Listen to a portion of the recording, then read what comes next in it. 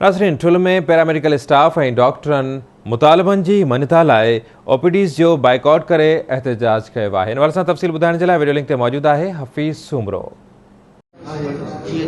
जी बिल्कुल, ठुल जी तालका अस्पताल में पैरामेडिकल स्टाफ पारां corona risk allowance time scale समेत ॿी मुरादूं न मिलण ख़िलाफ़ ओपीडी जो बाइकाट करे एहतजाज कयो आहे। मुज़ाहिरीन सां ॻाल्हि ॿोल कंदासीं, उन वधीक छा चवणा आहे। असांजो मक़सदु इहो आहे त कोरोना हेल्थ अकाउंट असांजो मुस्तक़िल कयो वञे, टाइम स्केल ॾिनो वञे, डॉक्टर्स ऐं पैरामेडिकल जेके नर्सिंग जेके असां वटि जा कोविड में कमु था करनि पिया उन्हनि खे मुस्तक़िल कयो वञे ऐं उन्हनि खे जेके सामान आहिनि मास्क वग़ैरह या सैनिटाइज़र वग़ैरह जेके पीपी किट्स वग़ैरह आहिनि उहे ॾिनी वञनि।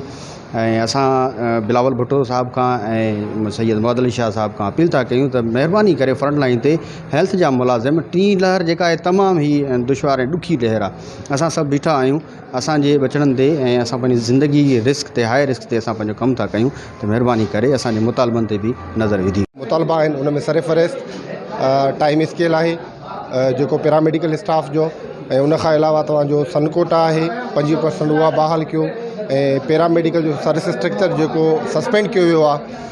वॾी जेको आहे सो जदोजहद खां बाद में हिकिड़ो सर्विस स्ट्रक्चर ॾिनो वियो पैरामेडिकल खे। हिन एहतियात जो दायरो ग्रैंड हेल्थ अलायंस जे प्लेटफॉर्म तां डिस्ट्रिक्ट खां डिवीज़न ऐं सूबाई सतह ते जेको आहे वधायो वेंदो। इन जे लाइ असांजो गवर्नमेंट खां पुरज़ोर मुतालबो आहे त असांजा हीअ जेके जाइज़ मुतालबा आहिनि पैरामेडिकल जा इहे हल कया वञनि। ख़ासि करे जेके हिन डॉक्टर्स असां डॉक्टर्स जे लाइ ॻाल्हाईंदासीं त उन्हनि खे जेके कोविड वारा आहिनि उन्हनि खे पको कयो वञे ऐं रिस्क अलाउंस सां वधायो वञे।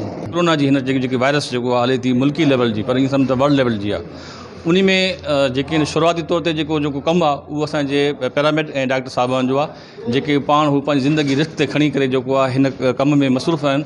ऐं असांजी सिंध गवर्नमेंट खां इहा अपील आहे त असांजे हिन कोरोना अलाउंस खे इन खे मुस्तक़िल कयो वञे। पैरामेड में उनखे रेगुलराइज़ कयो वञनि, डॉक्टर्स खे पैरामेडिक खे ऐं नर्सिंग स्टाफ खे ते जीअं शार्टेज नर्सिस जी घटिजी वञे ऐं असां हॉस्पिटल जो माहौल जेको आहे सो हिकु बैलेंस तौर ते हली सघे।